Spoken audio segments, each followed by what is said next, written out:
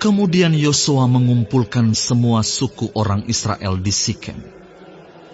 Dipanggilnya para tua-tua orang Israel, para kepalanya, para hakimnya, dan para pengatur pasukannya, lalu mereka berdiri di hadapan Allah. Berkatalah Yosua kepada seluruh bangsa itu, "Beginilah firman Tuhan, Allah Israel. Dahulu kala di seberang sungai Efrat, disitulah diam nenek moyangmu, yakni Terah, ayah Abraham, dan ayah Nahor, dan mereka beribadah kepada Allah lain. Tetapi aku mengambil Abraham bapamu itu dari seberang sungai Efrat, dan menyuruh dia menjelajahi seluruh tanah Kanaan. Aku membuat banyak keturunannya dan memberikan Ishak kepadanya. Kepada Ishak kuberikan Yakub dan Esau. Kepada Esau kuberikan pegunungan Seir menjadi miliknya. Sedang Yakub serta anak-anaknya pergi ke Mesir. Lalu aku mengutus Musa serta Harun dan menulahi Mesir, seperti yang kulakukan di tengah-tengah mereka. Kemudian aku membawa kamu keluar.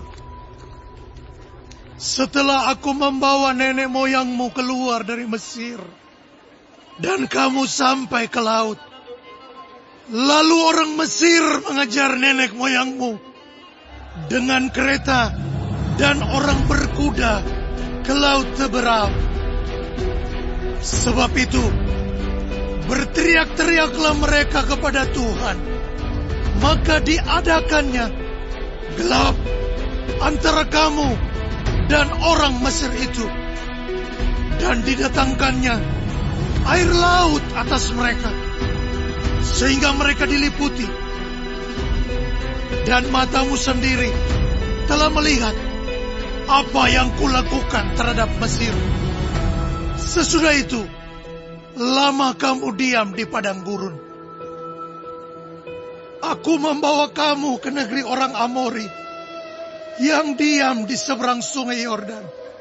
Dan ketika mereka berperang melawan kamu, mereka kuserahkan ke dalam tanganmu, sehingga kamu menduduki negerinya.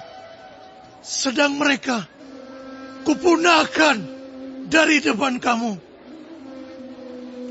Ketika itu, Balak bin Sipor, Raja Moab, bangkit berperang melawan orang Israel.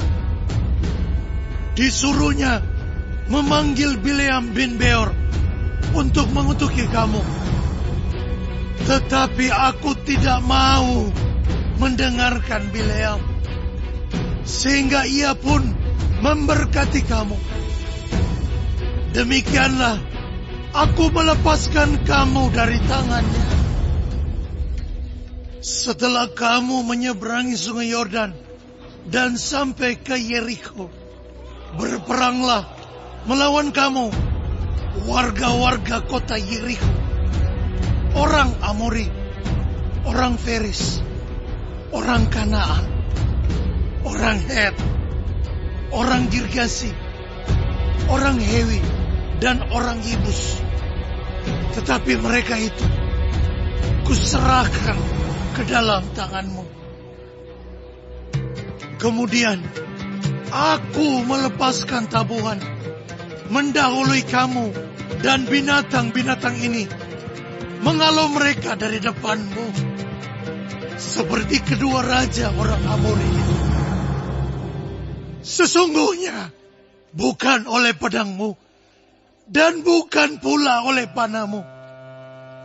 Demikianlah kuberikan kepadamu negeri yang kamu peroleh tanpa bersusah-susah, dan kota-kota yang tidak kamu dirikan, tetapi kamulah yang diam di dalamnya. Juga kebun-kebun anggur dan kebun-kebun zaitun yang tidak kamu tanami, kamulah yang makan hasil.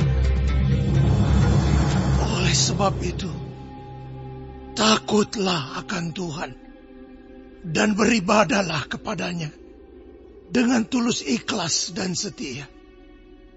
Jauhkanlah Allah yang kepadanya nenek moyangmu telah beribadah di seberang sungai Efrat dan di Mesir, dan beribadahlah kepada Tuhan. Tetapi jika kamu anggap tidak baik untuk beribadah kepada Tuhan, pilihlah pada hari ini kepada siapa kamu akan beribadah.